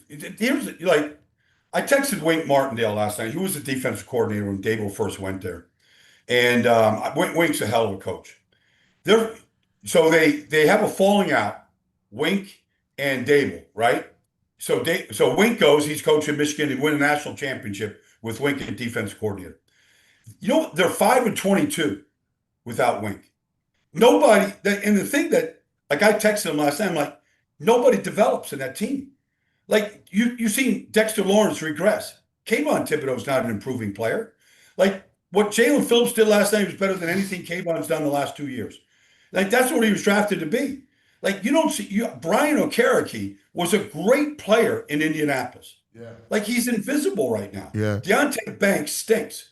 Like nobody is improving. And then the quarterback just had his 4th concussion. He's a great player. Like the same thing happened to Daniel Jones. Like something had to change. Like I don't know if Kafka's going to be any better, but you know, you look at the Eagles and Nick and all the changes in this division since Nick took over. Like it's unbelievable the stability the Eagles have, even losing coordinators after coordinator since he's been there. You know, losing all the coordinators they've lost and seeing all the changes in the division, trying to just compete with the Eagles. I got to tell you, I don't know why Dable would call all those runs for that kid. He's been in concussion protocol 4 straight weeks. He's your franchise quarterback. You're going nowhere. Why in the world would you continue to put him in peril? Look, Daniel Jones had a major knee injury. He had a major neck injury, running the same type plays. I realized they have very few explosive weapons. But the week before, I interviewed this kid, Taylor Bethune, the middle linebacker for the 49ers. The week before, he hit Jackson Dart. I swear to God, I thought he put him to sleep. Like, he got up from it, and I was like, he can't do this. Like, this you can't do that in this league. You might even get away with it in the SEC. You can't do this in the NFL. These guys are too fast. They're too violent. Like, quarterbacks don't survive running up the middle of a defense in this business. You think you got Josh Allen. Josh Allen is an anomaly, right? You know, what in the world was he doing? All right, how good is Seattle? Well, you know, they made Shaheed. They made the trade for Shaheed. Like you saw they had a game plan for him literally 5 days later. They ran fly sweep, hit screen. They ran a speedo route with Jackson Smith and Jigma, a post dig. He runs the dig. Buda Baker drives on the dig, and there goes Smith and Jigma 60-something yards for a touchdown. They have everything it takes to be great. You watch the 2 guards, Anthony, the right guard, and then Graves Abel, the left guard. Like they dominated the Arizona Cardinals, and then defensively, you know, Big Cat Williams and what they have, Byron Murphy and Jerron Reed. They're loaded on the defensive front. Like they're built tough, really tough. And Sam Darnold, like, look, the X factor is as good as the offense is. Sam Darnold threw a pick. He fumbled twice. They overcame all of it. Like, actually, the only way that Arizona scored was Sam gave him short fields. So he still is capable of being a turnover machine. But he also made a ton of great plays also. Yeah, yeah. Like Jackson Smith and Jigma might be the best receiver in football right now. Nobody can cover him. Nobody. And he's averaging 18 or 19 yards a catch. Dude, he's open every play. I like, you go, how do you not roll coverage his way? It doesn't matter. He still gets open. It's really amazing to see. You know, Clint Kubiak is right out of, you know, Shanahan and McVay. Like, they're going to be under center. They're going to play action. They're going to roll out, bootleg. Like, all the plays are there to take their shot plays down the field. They're built like they won 10 games last year. Yeah. You know, and now they've got a real quarterback. You know, like they're built to win probably 12 or 13 games this year. They're going to be look, I don't know who's going to win the division. The Rams are loaded too. Like they played 4 tight ends, and all of them, 2 of them caught touchdown passes. All of them like I've never seen a 4 tight end package. Like they've got 4, they all can play. I mean, he's going 14. Like what? Yeah, but that's with Devontae Adams and Puka Nacua. So they run these hit screens out there, and they've got 3 tight ends blocking on the edge. Just like they have a different mentality offensively. Yeah. Than a lot. Like both those teams are going to be tough outs in the postseason. So ultimately, why do you think the Eagles have personnel? Like you got DeVonta, you got AJ, you got Goddard, you got Barkley. Why does that offense look so painful? Is it ultimately, what do you like when you look at these other offenses? Is it strictly the mind of the OC? Is it the quarterback that is limited in what he can do? I think the short answer, honestly the short answer, and this is not a knock, but I feel like they live in fear of making a mistake. Right. Like you can't play in fear. You got to play fearlessly. You got to trust that you can make stick tight window throws and your receiver is going to go get the ball. You got to look, the touchdown throw to DeVonta, look, it's a jump ball with him and Evan Williams, and he jumps first and he wins the jump ball. Now Jaylen was very good at that, but they threw one of those last night. You watch these other teams, you can count the number. You need 2 hands to count the number of deep shots these teams are taking, and how they play in rhythm. The Eagles don't. They live in fear of turning the ball over, and it's won a lot of games for them. But it doesn't look like other offenses. No, the one thing with Jaylen, and I guess this is a byproduct of it, he's just late all the time. Like he was late on the throw to Smith, like on the touchdown play. Like he missed Calcaterra wide open. Like those, anytime a team's in his zone, like we know what he's great at and what throws he's very good at. But anytime teams drop back and are in his zone, man, he's just late. He's not going to throw with a lot of anticipation and where the receiver is going to be. Because that leads to too many mistakes, and he just doesn't want to make mistakes. Yeah. And so that's the good and the bad of the way that he plays right now. Yeah. No, I got you. It's a fun week, man. It's just like, this is the perfect time. How was Texas Tech? It's unreal. What an atmosphere. But it really shows you what college football is all about. They spent $7 million on the defensive line at Texas Tech. David Bailey is going to be a first-round pick. He's a great player. He played great. But it was Joey McGuire, obviously Matt hired him at Baylor. He's a great coach. And they're going to be tough. They lost 1 game to Arizona State this year without their starting quarterback. But they're going to get to the Big 12 championship. They're going to get to the playoffs, and they've got a defense. This Rodriguez, the middle linebacker, is in the Heisman Trophy conversation right now. He's that good. But the atmosphere, seeing McAfee and seeing Herb Street and seeing the guy Nick and seeing the guys down there in the field. Did you? I meant to watch. Did you do? We had a game. Did you? No, it was all they had it all set up for Mahomes down there in the field. So, Pat was there. Did you see Pat? Yeah, talked to Pat. Yeah, I told him, I go, what's the odds that the Chiefs have a bye week, the week that game day is at Texas Tech, and he's going to be at the game? Yeah, I mean, that was awesome. Did you meet the oil man? Yeah, Cody Campbell.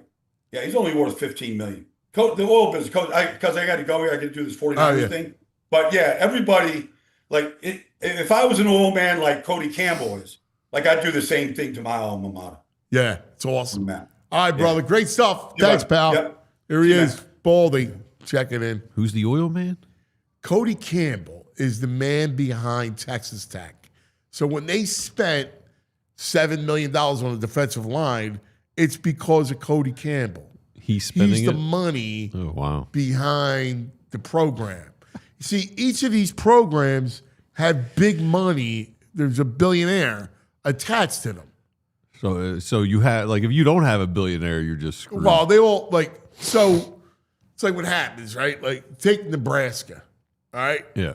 So Nebraska, I asked Matt one time, give me the most powerful people in the state of Nebraska.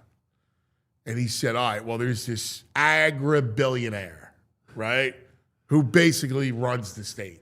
He's number one. This agri-billionaire, right? Yes. Below him is the governor. Below him is the governor. Right, because the governor's they're all about the money, right? Right. So the governor's there. Below the governor is Matt. All right? Yes. Below Matt is not another billionaire or anything with the college. Dylan Raiola, the quarterback. All right? Like a 19, 20-year-old? Oh, yeah. And sometimes, depending on the situation, the quarterback is ahead of the coach behind the billionaire. Oh, my God. Because the billionaire and the governor are paying the kid.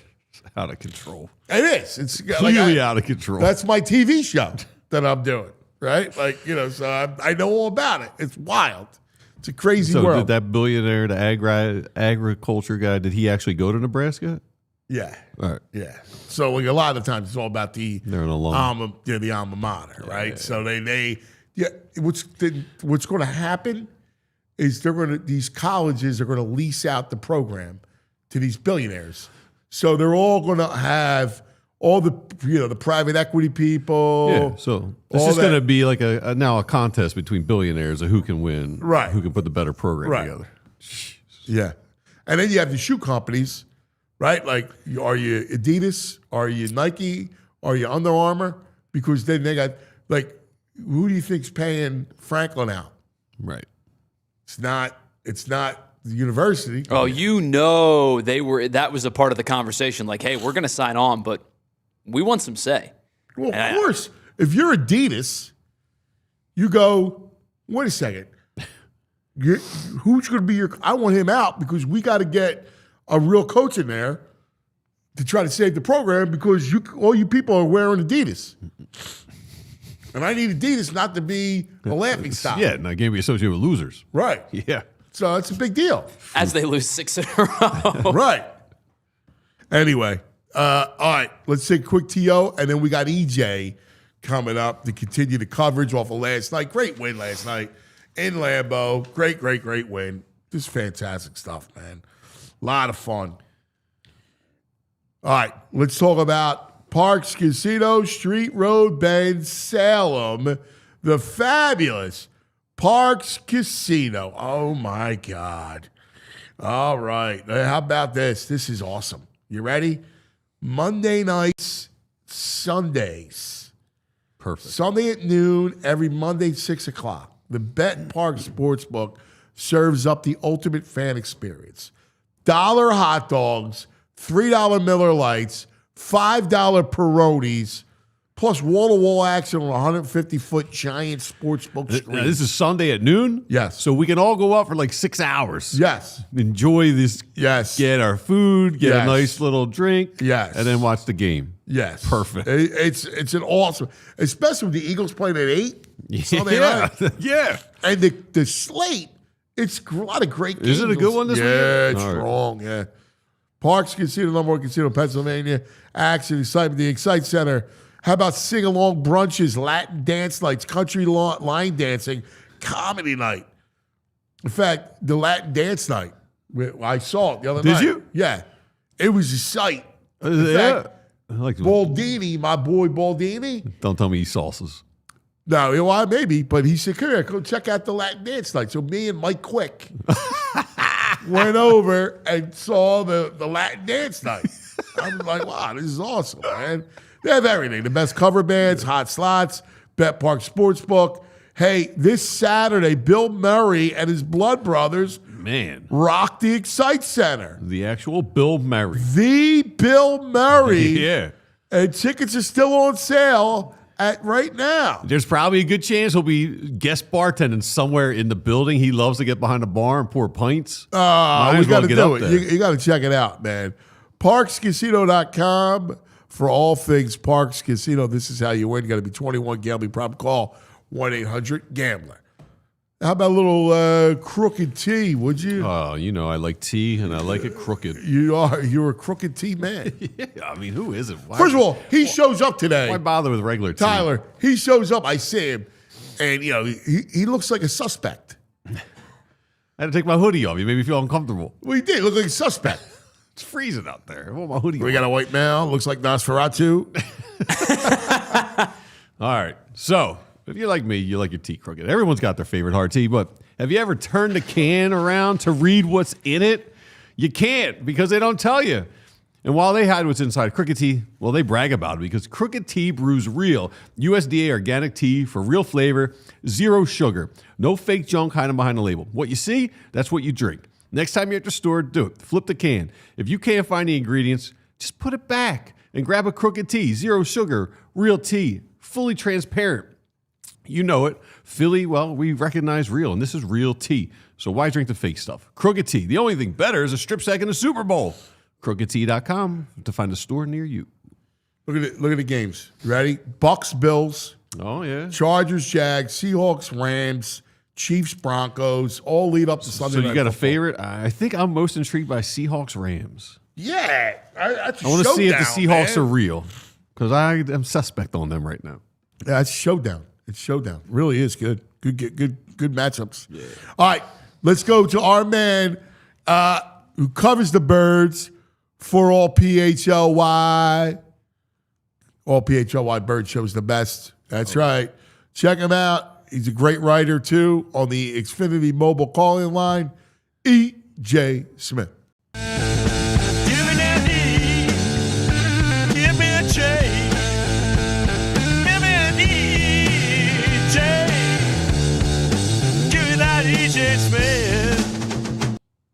Dude, Jaylen Phillips. Oh, my, man. Oh, my. Man, that D-line looks so good. I love defense. I love defense. And I love this is its Super Bowl defense right now. Yeah, you just kind of knew that eventually Howie was going to build this the way that he wants to build it, right? You know, it's like they took the flyers on the edge rushers in the offseason. It didn't work out, but you know, it's crazy to me. The thing that I just couldn't shake yesterday, thinking about how well Jaylen Phillips played, is like, you know, you heard all going into the trade deadline about how all these contending teams wanted pass rush and how it was going to be a really competitive market, and they get this guy for a third, you know, and the fact that Howie is the one that lands the most impactful edge rusher there, it really is like, you know, it's par for the course for him, but it really is, again, like it made this feel like more of an Eagles defense. And I mean, I want to ask you, like, can they be about as good as they were last year? You know, can they round into form the way that they did last season? They have one weak spot, and it's CB2. And you know, listen, you know, they got lucky because the Packers receivers were banged up. He did cost them a couple of times with his cushion. Like his cushion is ridiculous. Like you know. But when the rush is like that, it does. It masks it insulates it. Yeah, and you know, Vinny said this on the postgame show yesterday. Like the defensive backs, they like pressure as much as they like sacks because it creates havoc. Yeah, and it makes their jobs easier. So Jaylen Phillips had 6 pressures last night. Right. Yeah. So, I mean, the fact that they're kind of built, again, like an Eagles defense where the pass rush and the secondary kind of work in tandem. You know, you always hear those coaches talk about rush to cover, cover to rush. You know, the defensive line really, you know, established the identity of the defense yesterday. I think I like this D-line better than last year, all due respect to Sweat. I like that. I like where you're going with this. Yeah. Milton Williams, all due respect, I do think I like Phillips, man. I'm not trying to jump the gun, but because I like him. He just was about injuries. He's just such a beast, 6'5", 260 athlete. He's exactly what they needed, right? Yeah, he's exactly what they needed. Yeah.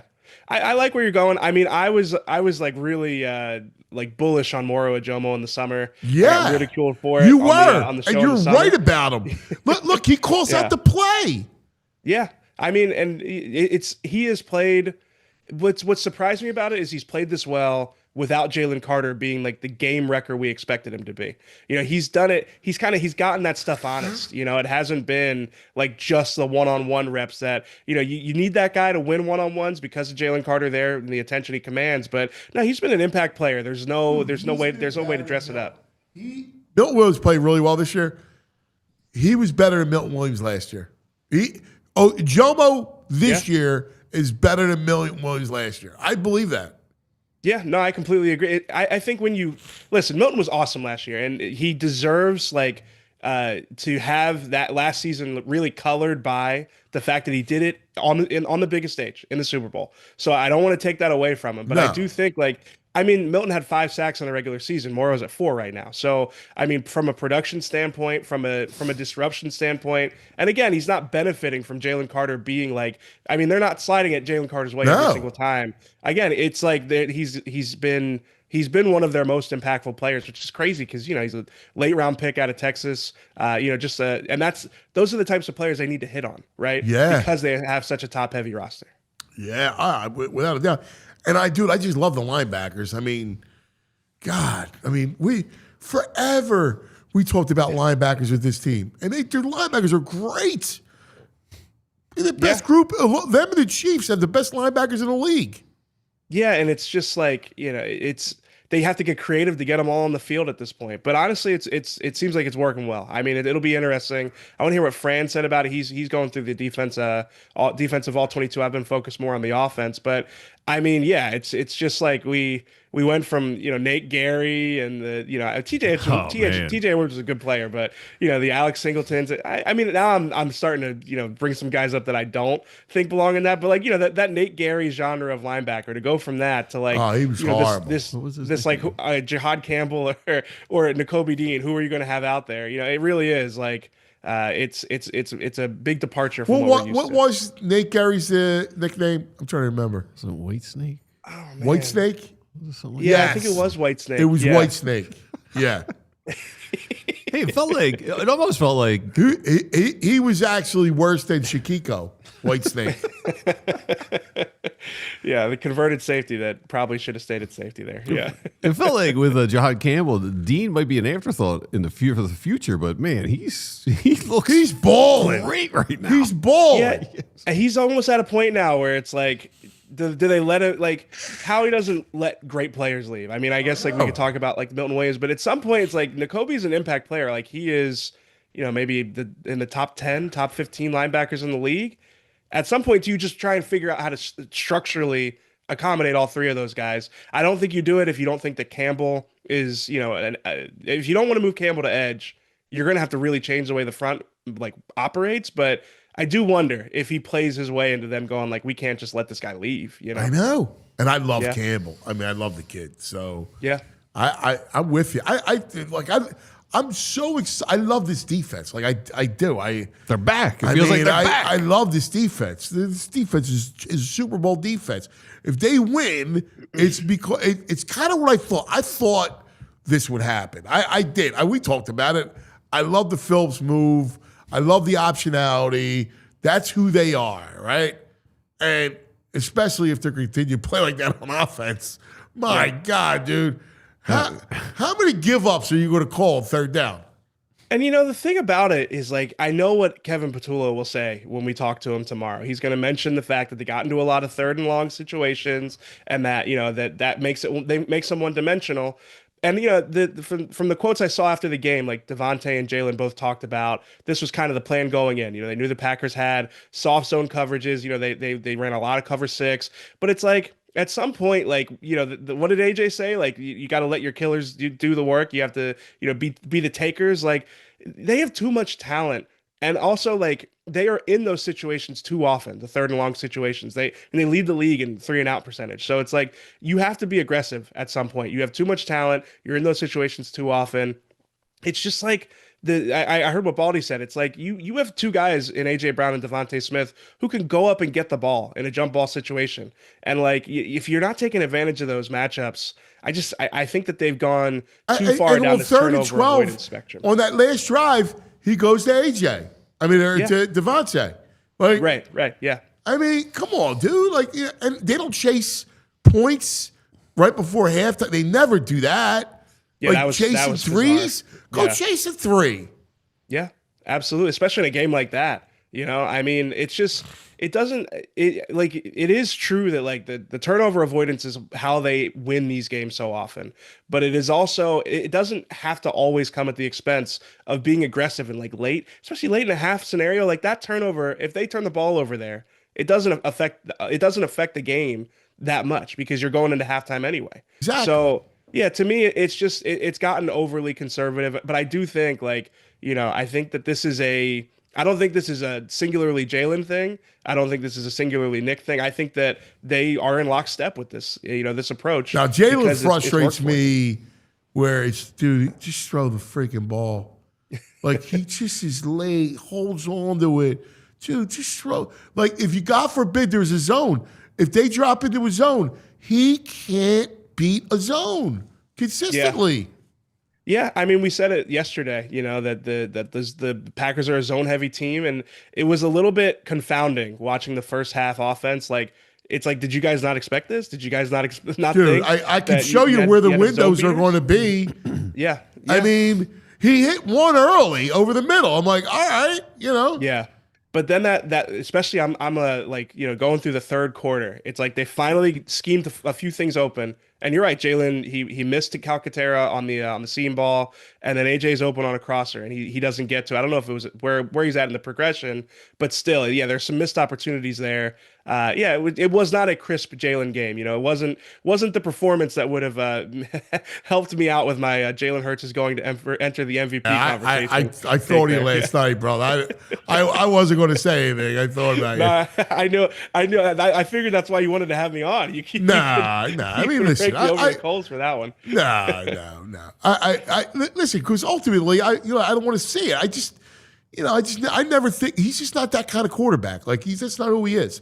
He's got other gifts that make him special and give him winning DNA. He's just their offense. As long as he's the quarterback, their offense will never look like the Rams or Seattle or go Detroit or whatever. That's not who he is. But he's a winner, so it doesn't matter. You can look pretty all you want. You're not going to win. The Eagles win, right? So that's a big deal. I do have to ask you, because you are around them all the time. You know them very well. What in the world is Sirianni thinking not punting the ball? And worse, not even talking about the option of punting after the game, which I thought was even more egregious. Yeah, I thought that was the thing that jumped out to me too, is when he was asked about it, he talked about the field goal, like how they were not quite in field goal range.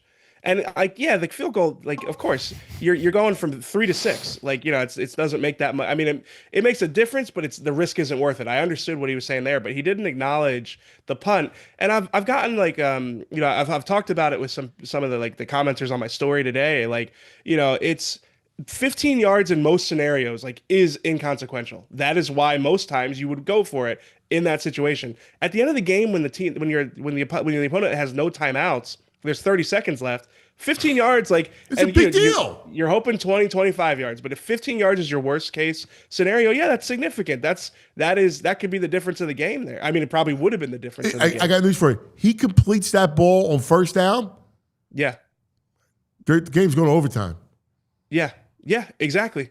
So it's just to me, it was so strange, and this is why I do think that the play call itself, I would imagine it was a check from Jaylen. I don't know that to be certain, but I would imagine that was a check at the line. DeVonta basically said it with SVP when he goes, "Well, it's 1-11." All of a sudden, those two are conspiring like Seattle 2 years ago. But it reminds me of the Seahawks game. But I've heard the argument they did that against Cleveland, they did it against the Vikings a couple weeks ago. Those shot plays that they called weren't on fourth down. That is a different scenario altogether. But even by the way, they weren't in man. They're not a man team. So you're not manning, AJ up. He looked over And it's not single. He's not getting singled up. So why would you throw he it? didn't get singled up all game, right? Like, Right. you're not getting that. So, yeah, I don't know. It was a strange decision to go for it in the first place. Strange decision to check to the goal ball. I mean, again, I know that they've hit it before, not on a fourth down. And yeah, I mean, if we were almost having a much different conversation if they complete that pass earlier, or if they just get a couple more yards there. So, I mean, it was a strange Sirianni game, to be so conservative all game, and then to have that aggressive call that really was against the analytics too. That's like that's the concern to me. It's like, if you're not going to go with the analytics, you better be right. And to be like conservative or aggressive when the analytics tell you not to be, that's a strange one. Yeah. All right. Listen, ultimately great win, and yeah, right. right? Like, really, I mean, you win in Lambeau against a desperate team. That's a great win. And it sets up a great showdown, man. Sunday night, Lions and Birds. And look, this is important because if the Lions do get hot and are able to reel off some wins, you want the tiebreaker.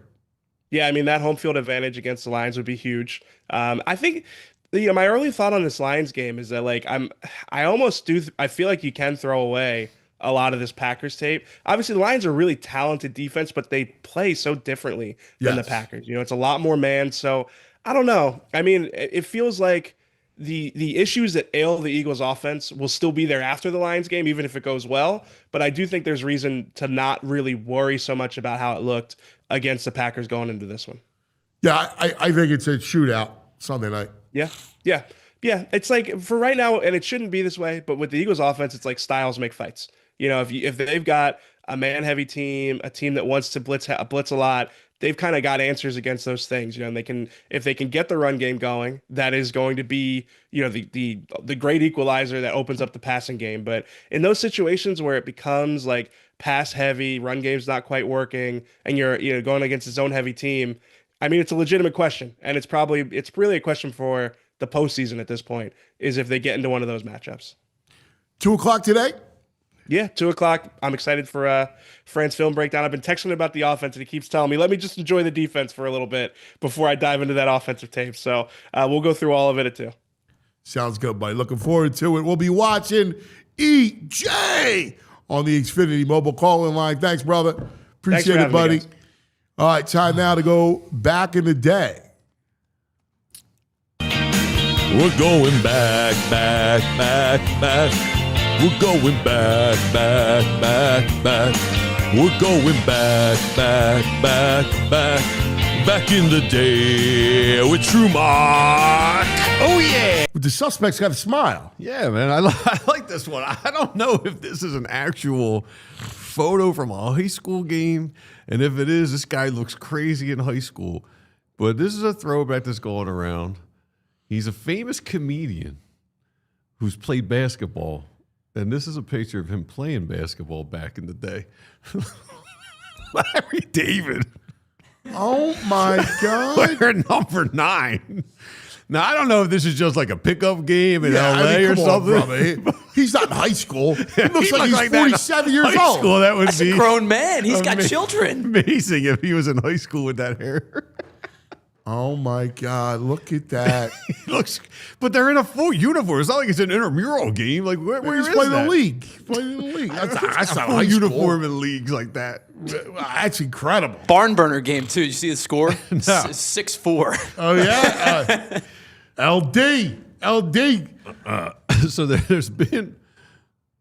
we're going to go to overtime. There's been some requests for our song. I had a quote before we play our song for Jordan Love. People want to hear it again. They want to hear it again? Yeah. Well, I play it. Well, Chris Canty, Super Bowl champ on ESPN. Quote, I'm very concerned. Jordan Love is bad, and he's probably going to get his coach fired if he can't get it fixed. Preach, Chris. Preach. All right, let's play. You have it? Let's play it. This dude drops back slow. The second there's some pressure, he forgets where he should throw. He slips, he trips, tossing interceptions like he's scared to take some hits. He's overrated. Overrated QB Jordan Love. Overrated QB Jordan Love. Overrated Phillips. Singing it all night last night. It was it aged beautifully. It did, thankfully. I was nervous. No, it aged beautifully. But what is it too with his mustache and LaFleur's mustache? Yeah. It's like the skinny stash Yes. with the whole like above the nose, it's clean, and Yes. and the low stash. He's a little creepy. It is creepy. Yeah, a little creepy. It's like mustache. a Charlie Bronson mustache. That's going to do it for us, everybody. Have a great day. Enjoy Victory Tuesday. Go Birds! We all silly like the mayor.